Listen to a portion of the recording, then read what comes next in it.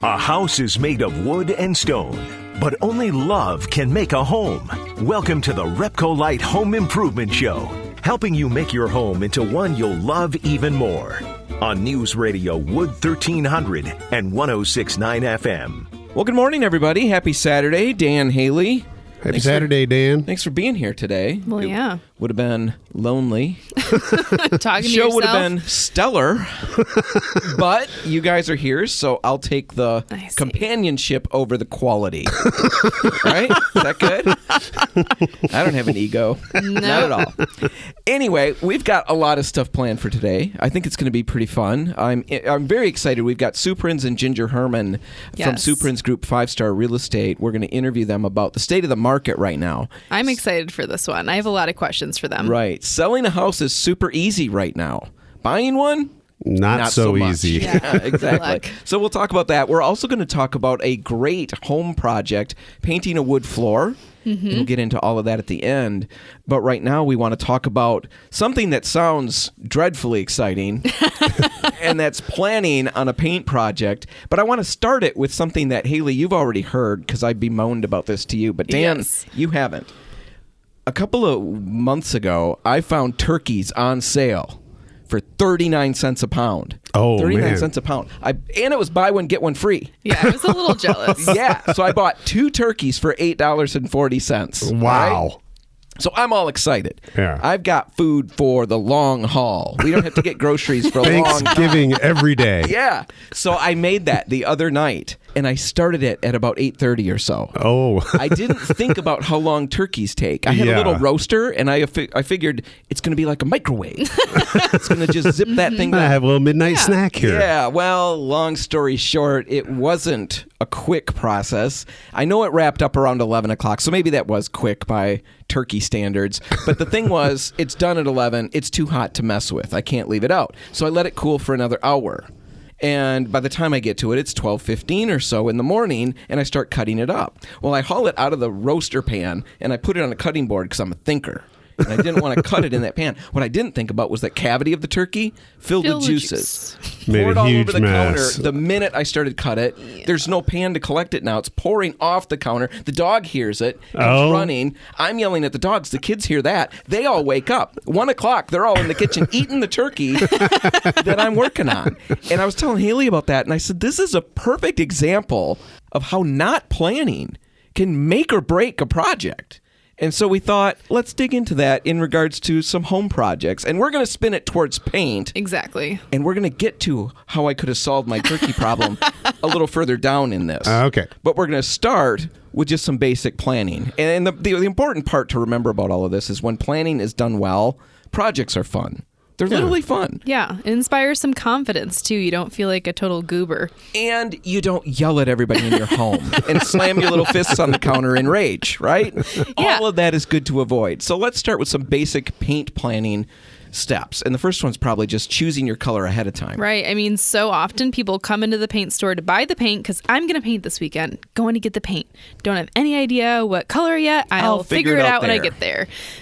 But color, I mean, totally depends on the lighting in your home. So you've got to see that color in your lighting to know that's going to be the color that you should go with. If you don't, I mean, you're painting an entire room. Now you're finding out it's not the right color. You've wasted all of that time. All of that time, the money. Really frustrating. It's very frustrating. So get sample pints. Benjamin Moore has sample pints. We talk about it all the time. You can paint the colors on your walls. There are architectural chips, the big paint chips. They're like 8x8 squares. I think they're a little bit different now, but the idea is that you're seeing a little bit larger than your normal little paint square. Right. So plan the color out ahead of time. Another step to plan on that a lot of people forget is figuring out what sheen you want before you get to the counter, and we say, what finish would you like that in? And then everybody see gives the us, deer in the headlights. Yeah, it's such a blank stare. Oh, I never thought about that. You want to think that through ahead of time. Yeah, especially if you're trying to match the sheen that you currently have on the wall. Let's say you like your living room sheen. It looks good. What was that sheen called again? Right. How do I match that now? I mean, you can find the old can hopefully in the garage or the basement. pull the sheen off the label. If you don't have that around, we've got sheen cards that are next to the color chips at the store. So grab one of those when you're picking out your color. See if you can match up that sheen, and you want to look at that in different lighting or angles so that you can really tell what's going on there. Right. Now, if you can't do either one of those things, the worst case scenario is to cut a little chip out of the wall and bring that in. If it's about the size of a quarter, we can help you figure out what that finish was. Don't take that out of the center of the wall. Right, at eye level. Yeah, find an inconspicuous space to draw that from. So those are a couple of main things to start with. Another one is to schedule your work in key rooms very carefully. Yes, this is another one that you have a great example of what happens when you don't plan work in these spaces. I pulled a toilet at 11 o'clock at night. Well, what is this about 11 o'clock at night with you? Switching hour. I never. It was the one bathroom, and I never asked any of the kids if they had to go to the bathroom. Literally, I got the thing out, and the kids all said, "Well, where's the toilet?" I said, "Why?" "I have to go." "Me too. Me too." I said, "Well, get the Tupperware." Right. Oh, there's bushes outside, kids. It's dark out, Dad, and there's bats. The big thing is plan it ahead of time. Kitchens, bathrooms, those are some rooms that can really cause some anxiety for everybody if you jump into a project and haven't made everybody aware. Yeah, and I mean, even if you're painting a bathroom, ideally you're going to wait 48 hours until you're showering again in that situation, because if you don't, you could end up with some surfactant leaching. That's like the amber or white runs that you can see on a wall because you've steamed it up too soon. Yeah, everybody wants to see those. Yeah. If you're one of the few people who hate surfactant leaching drizzling down your walls, give it time. And the big thing there is to make sure everybody in your family is aware of the process, what you're going to do, when you're going to tackle that project, and what's expected. How long is that room going to be out of commission? And then, of course, planning around pets and kids. Yes. I should have put the dog in the kennel when I started cutting up the turkey. I should have maybe cut the turkey up in a pan so when the juices all dripped everywhere, they were captured. Right. All of those things. You know, we've got tons of stories in talking to homeowners all the time. We run into many stories where pets have... Cats are notorious. Right. I remember somebody told me about a lid they put on the counter, and the cat, they took the lid off the paint, put the lid on the counter. I'm safe. It's out of the way. The kids aren't going to touch it. The cat walked over it. And when they got all done, they look, and there's cat prints everywhere in paint. Curiosity painted the cat. Yeah, exactly. Well, they just want to help, right? They're helping paint the whole house. Right. So make some plans. Get your spouse to watch the kids. Kennel the dog or whatever. Yeah. The cat, you're just going to have to negotiate with. They've got their own mind. Whatever it takes, get that part figured out. Plan your workflow. That's another big one to consider. Right. I mean, clear a path, first of all. Obviously, we don't want to be bumping into things as we're moving around the room, but you want to clear as much of that furniture out of the space as possible, because working with extension poles, if you've just piled all the furniture into the center of the space, guess what you're bumping up against now? That's what I always do to save time. I'll move it to the middle, and then, I'm hitting it with the extension pole. It's a real pain. And now it's tough to move because I've got paint on my hands when I paint. I get it everywhere. I don't feel I've done my job unless I'm covered and coated, but then I can't touch anything either. Right. So move it out ahead of time. And you've got to be able to move the paint trays around the room too. Your drop cloths, if you've got to move those into spots as you go. Where are you going to set the roller down? Exactly. All of that needs to be planned out. And the last thing we'll mention very quickly is lighting. Make sure you've got good lighting for your project, whether it's, a halogen that you put on the floor. Yeah, headlamp, strap it to your head. Strap it to your face and work. Anyway, that's all the time we've got for this segment. We'll put all of that info in the show notes. You can check it out later. Right now, we're going to take a break, and when we come back, we're going to be talking with Sue Prinz and Ginger Herman about what it looks like out there right now if you're going to sell a home and try to buy one. Good luck. That's all coming up next. Stay tuned.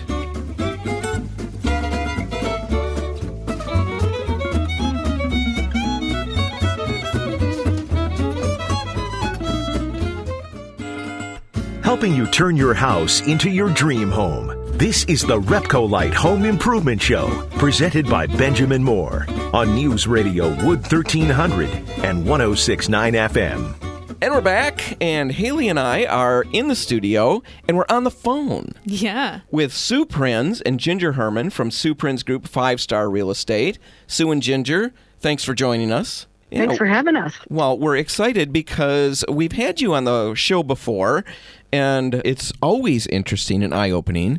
But right now, with spring on the way, we kind of wanted to talk about the state of the real estate market. And I know that the last time you guys were on, it was about a year ago, and we were talking that the inventory out there, the homes available, was so small. It was an issue. And I guess what we're wondering right now is just to start with, what are we looking at out there? If I'm thinking about listing my house, what am I in for? Yeah, we certainly are in interesting times. Even since the last time we were in your studio, the market has continued to evolve. I think the last time it was around when COVID was just beginning, and we were seeing the effects of that. But now it's just the residual of COVID, and the still lack of inventory, even I believe lower than that time. Oh, really? Has caused some more craziness out there.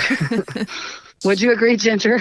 Yeah, we have less home listed now than what we did probably January, February of last year. So it's even a harder market for buyers. I mean, great for sellers, but not many sellers want to move because then they're like, well, then where do we go? And how do we get a house? Right. Because there's nothing out there. So that's kind of been a little bit tricky. And I mean, home prices have continued to increase. They're higher than what they were last year, which is kind of crazy because our market has at least stayed strong through COVID, which is great. But it makes me wonder, I mean, for myself, I'm looking at buying a house soon. I mean, that was the goal. This year is like, this is the year we want to get into a house. And I'm looking at the prices now thinking, can I even do that? Do I wait? I mean, is this going to go away? I think the trick is for buyers, you're looking at a budget, I'm sure, as most buyers do first. This is how much we can afford. Definitely. And so they do their search, up to that amount. So let's say your budget is up to $300, and then, a house pops up on the market that's maybe $299,900, and they run over there, take a look at it, and it's perfect. It's what we want. Write an offer on it, and it ends up being 10 to 20%, higher that it sells for. Right. So, when you go to write an offer, you're not thinking, that you're going to have to write that much higher than the list price maybe. And that is the reality. So we're encouraging our buyers to think in terms of 10 to 15, maybe even 20% less in that range of where they might, top Just out. So you can plan for that higher. To what their search is. Not to say you can't look up to, what your budget is, but to be realistic and, to not lose hope, I guess. I would back up that search about 10 to 20% less and maybe even more so, in your range. Because they're going so that far you're over asking. better able to hit that target. Yeah. Yep, there. Haley, I think you brought up a good point of, will this go away? Because a lot of people, I think, view that like, okay, I'm going to hold out a whole nother year and maybe it will be slower. Yeah. But I've had buyers 2 years ago or a year ago drop out because they said, I'm going to hold out. Now they're coming back to me this year. And I have unfortunate news of like, hey, it's still crazy. And unfortunately, your budget of 2 years ago, now your budget, is you're getting a much either less updated house or smaller house with that same budget. Right. So it's kind of like you would have been better off a year ago or 2 years ago, way overpaying at that time. You were thinking like, oh, I'm never going to pay that for that house. But when you look back, it probably would have been a good idea to do that a year or two ago. And so I'm kind of telling people that the same thing this year of like, should we hold out? Well, interest rates are still so low. So I know people have it stuck in their mind. I'm overpaying for my house, but if you view it in the scheme of, years past, you probably would be better off just overpaying this year with a low interest rate. Because next year it could be even 10 to 20%, higher prices. So now you're even higher. Yeah, so it's not really going away.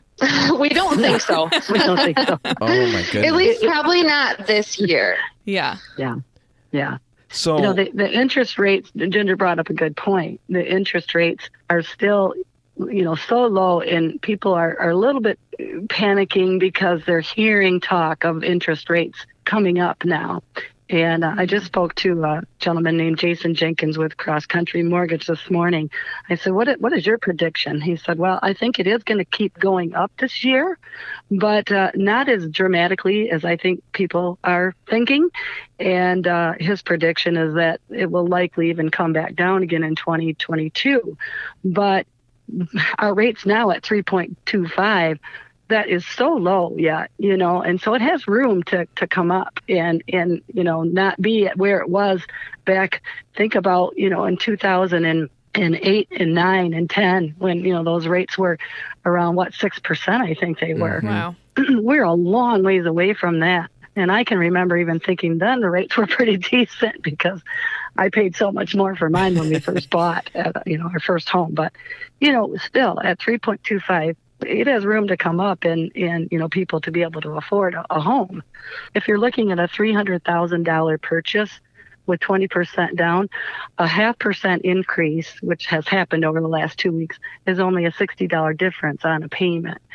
So, you keep that in mind. That's right. One of the kids can just skip food for the week.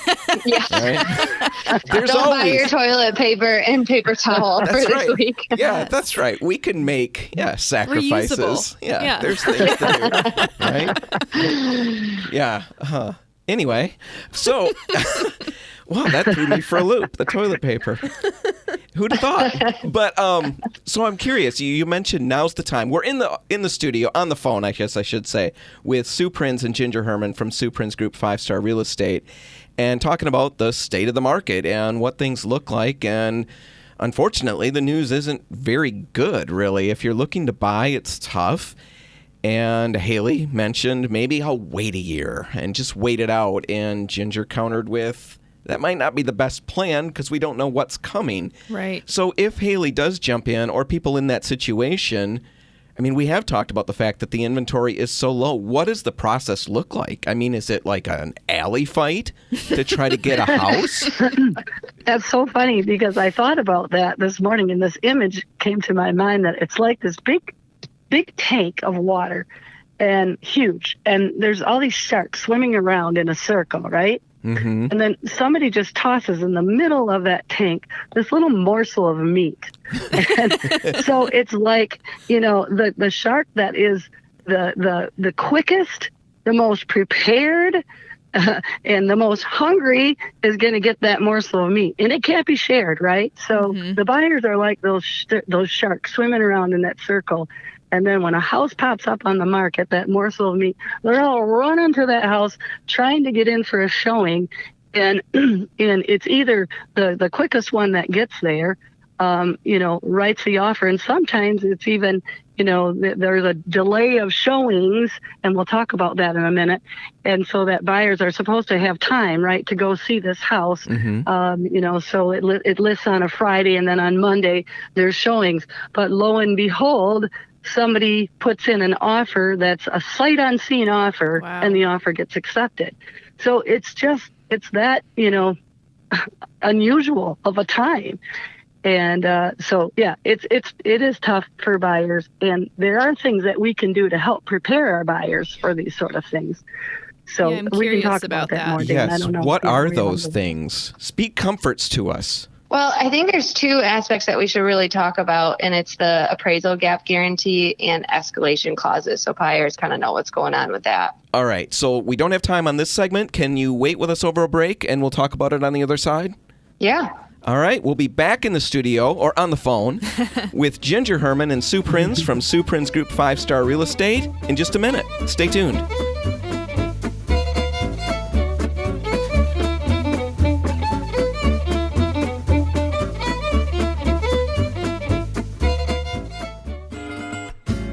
If you want to take your DIY skills up a rung, the RepcoLite Home Improvement Show is here to give you a boost on News Radio Wood 1300 and 106.9 FM. And we're back. I'm Dan Hansen. And I'm Haley Johnson. And we are on the phone with Sue Prinz and Ginger Herman from Sue Prinz Group 5-Star Real Estate, talking about the state of the market and what it looks like if we're trying to buy a house right now. And at the end of the last segment, I asked for comfort and I asked for hope because it seemed a little dire. And Ginger, you mentioned a couple of things that we should talk about: appraisal gap guarantees and escalation clauses. Why don't you talk about those for just a minute? Yeah. So many people are writing escalation clauses, which means if a house lists for $300,000, people are starting their offer at $300,000, but they are stating that they'll pay $1,000 or $1,500 higher than the highest offer, but they're going to cap that. So, I don't want to go beyond $320, but I'll pay $1,000 higher than any offer, but I'm not going to go beyond $320. Gotcha. So a lot of people are using that, which is kind of a great tool, because instead of just going in at $320, what if the highest offer was $310? Now you're only paying $1,000 higher, than that highest offer. So we see those almost on every offer that comes through. So those are important to kind of use. And then the appraisal gap guarantee, because prices are going so high, the home still has to appraise there, because the lender is going to order an appraisal and make sure that it's worth that amount. Right. So since prices are getting so crazy because there's 20 offers in on this house, it's probably not going to appraise, based off of what someone's willing to pay for it. So buyers are guaranteeing to pay over an appraisal amount. So they'll say, hey, if it doesn't appraise at what I'm going to purchase it for, I'm willing to cover a difference of, let's say, $5,000. So they're already guaranteeing a seller to pay $5,000 cash over an appraisal value. So that's kind of hard for buyers to sink in. So they're like, well, I got to bring a down payment. I got to pay closing costs. And then you're asking me to pay another however much money, cash to cover, an appraisal. But in a seller's point of view, they're like, well, this is a more guaranteed price because someone's willing to pay over that appraisal value. That will keep our sale moving. So sellers are kind of grabbing onto these offers, even if they're not the highest offer in price point. Mm-hmm. They're kind of grabbing onto these appraisal gap clauses because it's just more of a guaranteed price for them. Interesting. Right, because understand that to us as listing agents, the price doesn't mean anything unless it's got some backing to it. So we might have a $350,000 listed home and someone offers, $400,000 for it. If there's no appraisal gap guarantee, that price doesn't really mean much to the seller, because it's going to end up back at where it appraises likely, a negotiation between buyer and seller. At the very least. Some buyers are making those or putting those in the offer, the appraisal gap guarantee kind of a thing. Yes. Many are. Okay, many are. And if we can't do that, man, what do we do? Mm-hmm. What do we do? We got to get creative. Yeah. We got to get more creative. We got to wave our wands.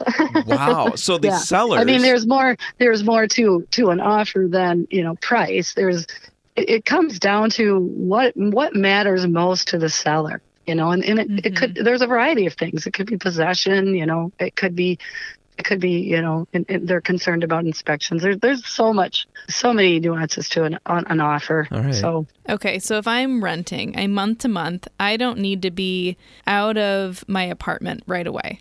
I can kind of be flexible with when I move into a house. So let's say I put in an offer. Can I be flexible with when that possession is to help the seller get into another place? Yes, definitely. Buyers will write offers, okay, we're going to close within 30 days, but the buyer is giving the seller, 60, 30, whatever, however many days that you're willing to give the seller in the home after closing to allow them to move into their next home or find their next property. Yeah, because I guess I wondered that. Where are the sellers going? I'm sure you've run into people who've listed their house and it sells way faster than they expected. That has to be something you've run into over and over and over again. All the time. So now they're scrambling.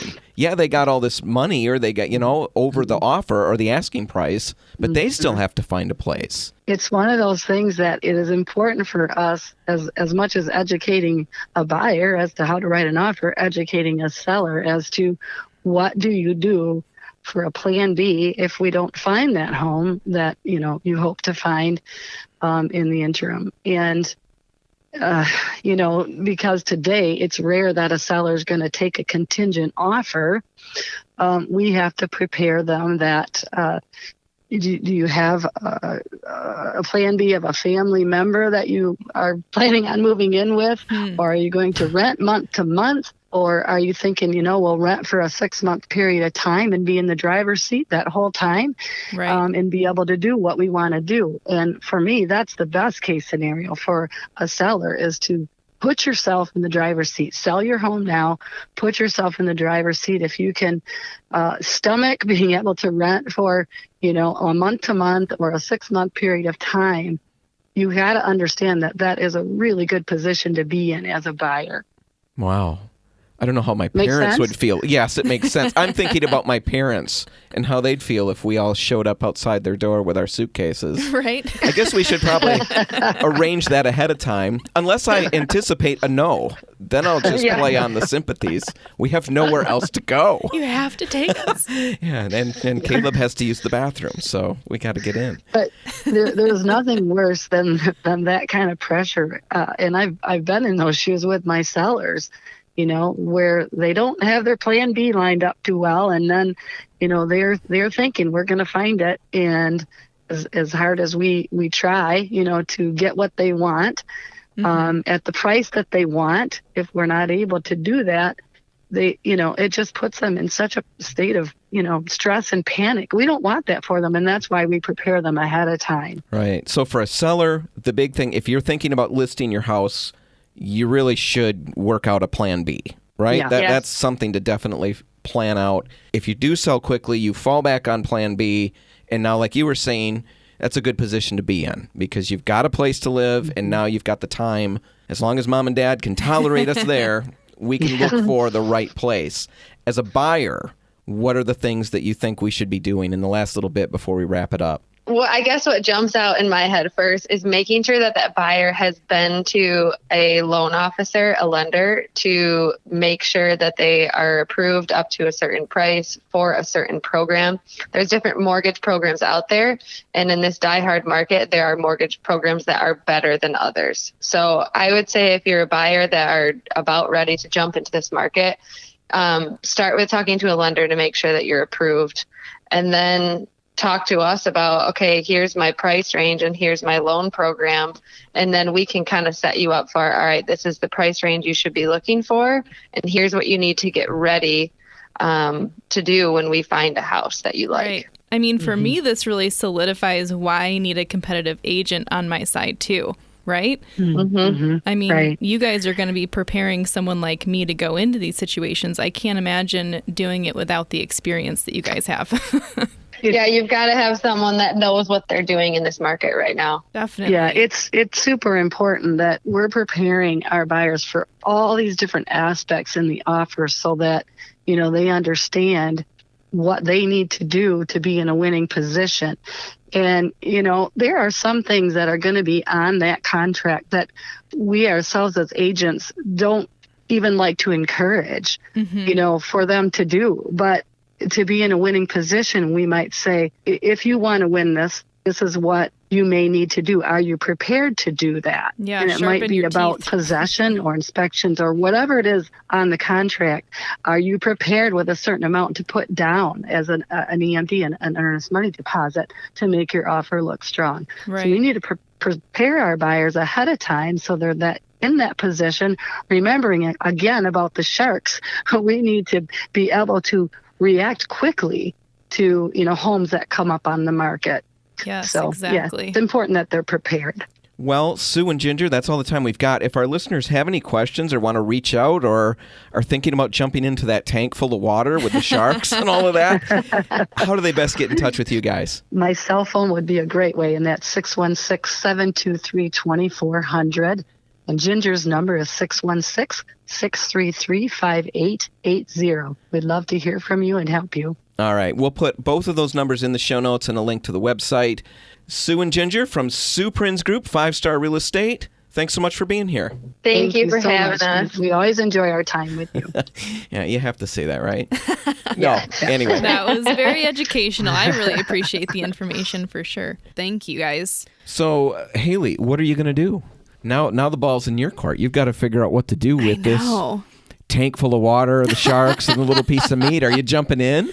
I think I have to. I mean, I guess I'm more afraid that interest rates could just skyrocket, and that at that point I'm not saving anything. You know, Right. even if things are going over asking, am I saving money if it ends up going up in the future? Then I'm going to be kicking myself. Right. Plus, I mean, I'm renting right now. I want to get out of there. Right. Like Ginger said, too, you could wait, and it could be an even tougher situation down the road. Right. For some people out there, though, the decision's made right now. They heard that. They're waiting. And we've got a project that might be perfect for those folks. If you're staying in your home and you're looking for a way to really improve a space, we've got a way you can do that without dropping too much money. That's all coming up next. Stay tuned.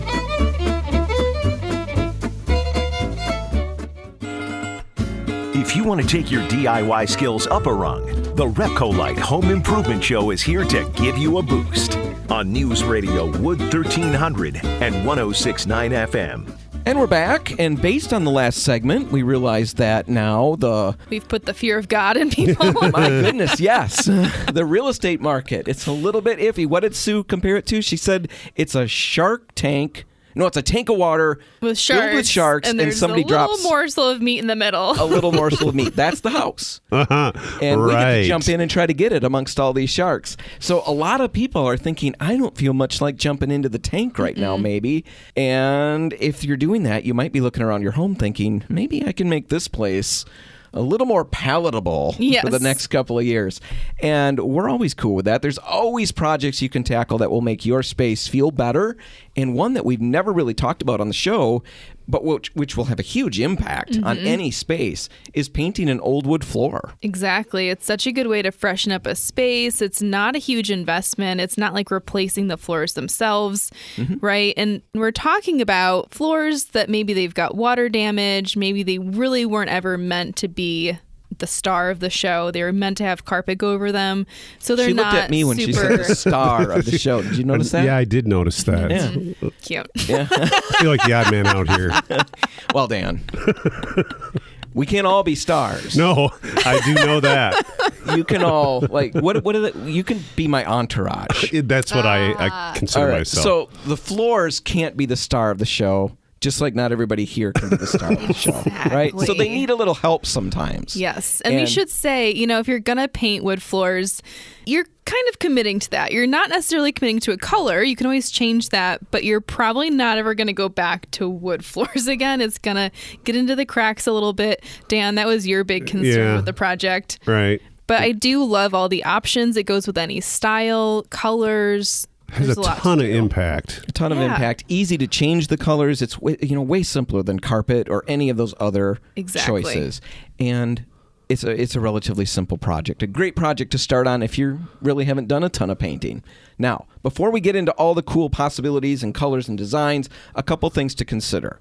First off, paint on the floor rarely lasts forever. You're going to have to just buy into the fact that there's going to be some chipping and traffic patterns and wear and all of that. You're just going to see it. Yeah, and sometimes that kind of works with the look. Even if you're going for like a shabby chic design choice, then maybe it's not so bad. Maybe build it with that in mind. Yes, right? exactly. Shoot for that. That's how I'm going to do my whole house. That way, if the kids, mess anything up, mar it up, ding it up, it's intentional. Shabby chic. Part of the look. Yep, shabby chic. I'm going on to trend. paint with my eyes closed. Yeah. So be aware of that. We don't want you disappointed. Another thing to consider is that coatings can fail. We talk about this all the time. If you don't do the proper prep. And that's really, really key on a floor, making sure you do the right prep work. And it starts with cleaning the floors really well.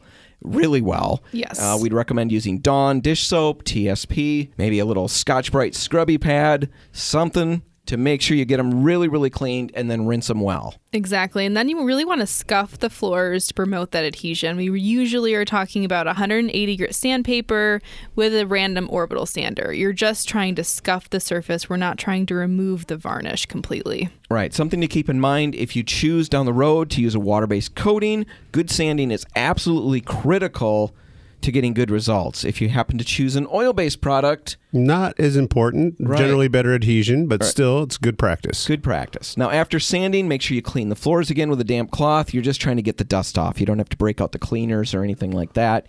And one last thing when it comes to projects is just make sure you're planning that workflow so you don't trap yourself in a corner. Right? I did that on a deck. Oh, you have? I did it in a stairway. Oh, no. Yeah. That is really, really, really frustrating, and you feel really stupid because normally, well, you're painting in your home and you should know better. Right. I was helping my in-laws, and I was brought in because he's the expert. He knows. And I'm on the deck, and I realized at one point, I am stuck here. And then I said that. My father-in-law said, I wondered how long it was going to take you to figure out. He watched the whole thing. My He saw it going He saw down. me happening. Yeah. Let it happen. Yeah. Anyway, don't do that. You want to look smarter than that. So plan it out ahead of time. Another thing to consider is that choosing the right paint products may require some expert advice. Yeah, if the floor is really worn already, if it's a knotty wood, if there are water stains present, these are all things that might affect our recommendations. Right. So come into the stores with photos. We can talk it through. We'll figure out what you're working with and make a recommendation based on what you're comfortable working with product-wise as well. But we'll get you where you want to go. As for paint, like Haley just mentioned, some of it is going to be recommended based on your situation, but we can still talk about the main basic there's a options couple out overall. there. And from an oil-based standpoint, we'd recommend using RepcoLite's urethane floor enamel. Wears really well. Extremely well, yeah. Yeah, I put it in my house. I had all these kids, and it held up like iron. So I'd really recommend that. And another option, if you want to go to water-based, would be what? Benjamin Moore's Floor and Patio? I always say that wrong. Yes, floor Did I and get it patio. right that time? You did, actually. Wow. Look at that. Amazing. Star of the Porch show. and floor. No, it's floor and patio, and it's a low luster finish, so a little bit less shiny. Okay. So there's the options out there. There's a few other things that we could recommend, but you're just going to want to have that conversation in the store. Any RepcoLite or Port City Paints will help you get the right product. Now, the last thing to talk about before we move on to the really fun stuff is that the back-to-use time. You've got to keep that in mind before you really go crazy back in this room again. Ideally, you're waiting at least 24 hours before you've got any light foot traffic on the floors or putting any furniture back. And you're putting furniture back carefully after 24 hours. Setting it down gently. And then dragging it to the other half of the room, right? Right. No, be very careful with all of that. Give it time. And then generally a minimum of about a week before you put it back to normal use. Exactly. That's the work involved. Now let's get to the fun part with the time we've got left, and that's just exploring all the design options out there. Yeah, I mean, some of my favorite floors that I've seen on Pinterest and Instagram are kind of unexpected colors like soft yellows or pinks even. And there's so many options when it comes to stencils or rugs. I've seen flower patterns on floors that look gorgeous, but even just the classic checkerboard design with a white and subtle gray. You don't have to go super high contrast with the black and white, although that's still a fun look too. Mm-hmm. When choosing a color, something to keep in mind is that colors on the floor typically look a couple shades lighter than colors on the wall. You know, all of the light is coming from above, a lot more is being reflected back up.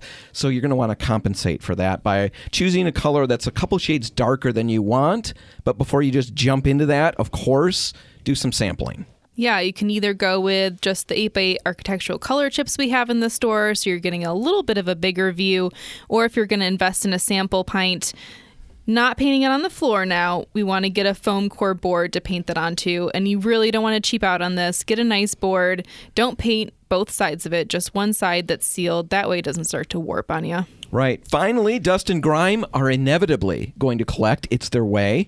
And if you paint the floors in a super bright white, you're definitely going to see that more quickly. So try to aim for some mid-tone colors, and that way you're not going to see every little speck. Right. And I guess we should address whites because they're really popular right now. True. The farmhouse look is in. So you're going to see these white floors everywhere.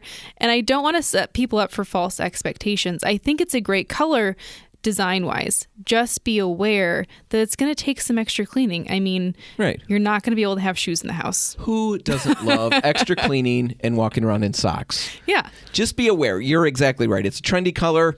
You can definitely get there. We just want you to understand what you might be dealing with. Exactly. All right, that's all the time we've got. You can find this one again online at RepcoLite.com. And while you're there, make sure you subscribe to our podcast and you'll never miss another episode. Lots of inspiration for floors on Instagram, too. We'll have those in our stories and highlights. Check it out. And don't forget, if you do end up doing this project, we love to see that stuff. Tag us, RepcoLite Paints. We want to see what you're working on. I want to see pictures. Exactly. We all do. Good pictures, right? Yeah. Yeah, Pictures of before good and after. If it really bombed out, Tag another company, right? Anyway, all the RepcoLite and Port City paint stores are open till 3, waiting to help today. I'm Dan Hansen. I'm Dan Altina. And I'm Haley Johnson. Thanks for listening.